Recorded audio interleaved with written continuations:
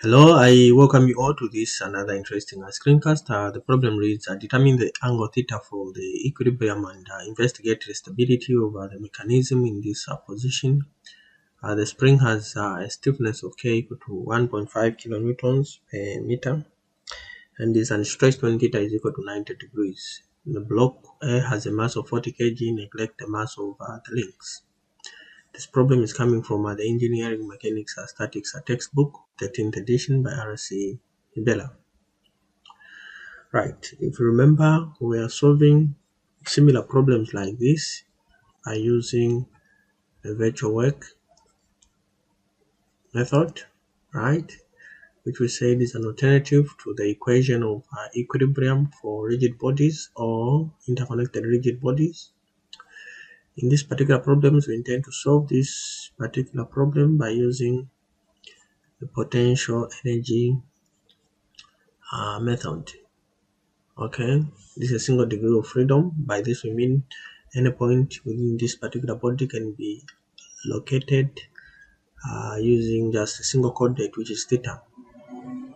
So this particular method, potential energy method, is also an alternative to the equation of equilibrium method for rigid bodies, which simply means we can solve this particular problem by using the equation of equilibrium method for rigid bodies. And this method states that first derivative of the potential energy function dV, if our independent variable in this particular case is theta, then we say dV d theta is equal to 0, where V itself is the potential energy function, okay, equal to the elastic potential energy plus the gravitational potential energy. Our elastic potential energy is equal to half times K times S squared, K being the stiffness of our body, can be a spring or any other body that has some stiffness, and S is the stretch. It's a stretch. And Vg, which is the gravitational potential energy, is just equal to W, the weight, times the height, okay, to the datum point. Alright, and this if the datum is below our object that we are trying to work on, like in this particular case, if we picked our datum to be C, of course Vg becomes positive, but for the elastic potential energy is always positive. So in a nutshell, this is the method that we intend to use. Okay, so let's identify our datum or our reference. So our datum or ref is C. So if that is the case, let's locate the points of interest. So let's say we are locating B, which in our case here is the one that will give us the elastic potential energy. Then we have the weight, the links. The links is weight. We've been neglected. We are just going to consider that weight, that single weight there. Okay, there we go.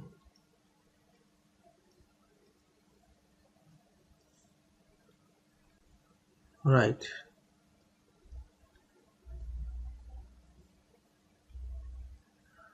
There we go. Like so. Great. So let's call this as our YA, and we call this as our XB, and then let's assume the height for point A. This A, we are assuming this is the point where the center of gravity G is. Okay, so let's say this height of this particular block is H. So let's say this is our H, and this point here, this point is 0.5 h. Okay, so W is just equal to 40 by 9.81, and this is equal to, that's 40 by 9.81. This is equal to 392.4 newtons. Let's define XA and XB. So YA, let's start with XB. XB is just going to be equal to 0.45 cos theta, and YA is just equal to 0.5 H plus 0.45 sin theta. Okay, then let's now invoke our potential energy function. V equal to VE Vg, and our VE is just equal to half Ka squared, and this is equal to half.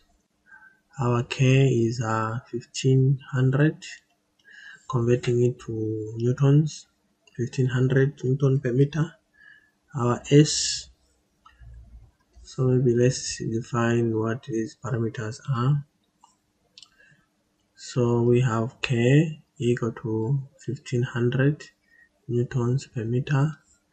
We have S, which is equal to L final minus L original, and L original is just equal to 0. Okay, so we know this equation already is equal to XB, which is equal to 0 at theta equal to 90 degrees. L final is equal to is unknown, 0.5 cos theta. Therefore, our VE, which is the elastic potential energy, is equal to half times 1500 times S, L final minus original, just L final alone, cos theta squared. Therefore, this becomes equal to VE, therefore just becomes equal to, let's work it out, 6.5 by 1500 by 0.45 squared. So this gives us a 151.875 cos squared theta. Alright, so there we are, and then we have our W, our VG, which is the gravitational potential energy, is just equal to Wy. Okay, and this is just going to be equal to 392.4. This is our W, and then our Y is Ya. Our Y is Ya, and this is just equal to 0.5 H plus 0.45 sin theta. And once we multiply this just gives us 392.4 by 0.5, 392.4 by 0.5 by 0.5. This gives us a 196.2 H plus 392.4 by 0.45. This just gives us a 176.58 sin theta. Alright, so therefore our V is just going to be equal to 151.875 cos squared theta plus 171 plus 196.2h plus 176.58 sine theta. So now let's find the first derivative. Work out the first derivative, then equate it to 0, and then find the value of theta. Okay.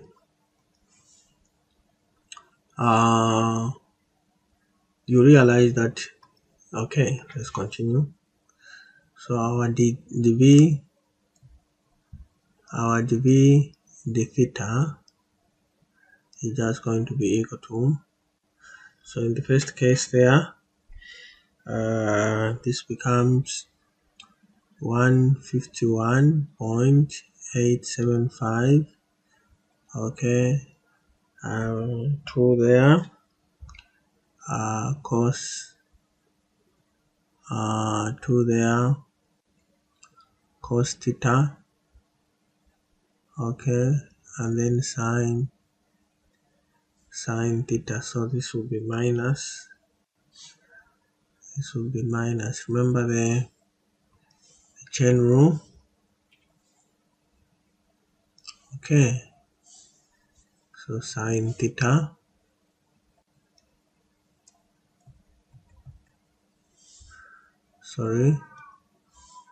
sine theta. Alright, and then the other one there, of course, it becomes a 0. Then the other one plus 176.58 cos theta equal to 0. Alright, we can now take cos theta. Let's factor out cos theta. So let's multiply that. That's 151.875 by 2. This becomes minus 303.75 sine theta plus 176.58 equal to 0. So we have two equations. In the first case, cos theta is equal to 0, and minus 303.75 sine theta plus 176.58 equal to 0. So in the first case, theta will be equal to 90 degrees. Then in the second case, theta will be equal to, we make theta subject to the formula there, so we'll have 176.58 divided by 303.75. Sine inverse of that, we have a 35.54 degrees. So we need to check these particular values of theta, whether this system is stable, neutral, or unstable. So V double prime at theta is just going to be equal to, what does that one becomes? It becomes equal to, so we can write this. Let me just write this to be easier to work on. So our dv, or just v prime, let me write this, it will be equal to minus 303.75. This cos sine, we can write this. Remember, cos sine is just equal to, we know that we know that sine 2 theta is just equal to 2 sine theta cos theta. Therefore, a sine theta cos theta just becomes equal to sine 2 theta over 2. So this, we can write this as sine 2 theta divided by 2, okay, and then plus 176.58 cos theta. Okay, all right, I'm writing this for the purpose of differentiation. Second differentiation to be much easier. So this therefore just becomes equal to, we divided that, it just becomes a minus 303.75 divided by 2. This becomes a 151.875 cos 2 theta by, again, a 2, then minus 176.58 sine theta. All right, and then v prime at 90 degrees is going to be equal to, let's plug in that value. So this becomes a minus there's a 2 there, there's a 2, so 2 by that is 303.75 cos 90, which is 180, minus 176.58 sine 90. There's a minus 303.75 cos 180 minus 176.58 sine 90. Okay, so this is positive 127.17, which is greater than 0, therefore stable. So, and then v prime at 35.54 degrees. Let's check out this one. So minus 303.75, that is when we do the multiplication of the two, this one here and this one, okay, 305.75 cos 2 times 35.54 minus 176.58 sine 176.58 sine 35.54. So this gives us a minus 20, that's a minus 201.13, which is less than 0. So at theta equal to 90 degrees, it is stable. At theta equal to 34.54, it is unstable. Alright, I think we are done. Let me just indicate the weight there at G. Forgotten to just show it. Okay. Alright. Okay. I think we are done. Let me just outline the final solutions. We are done. We found two values there of theta, and at 90 degrees it is stable, and at the other angle 34.54 is unstable. Of course, these are the two values. Alright, these are the two values, like so. Okay, these are the two values.